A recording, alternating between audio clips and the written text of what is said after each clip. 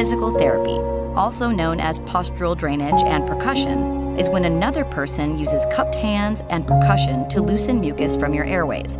This percussion happens while you lie in positions that use gravity to drain the mucus from your smaller airways. You then huff or cough the mucus out of your lungs.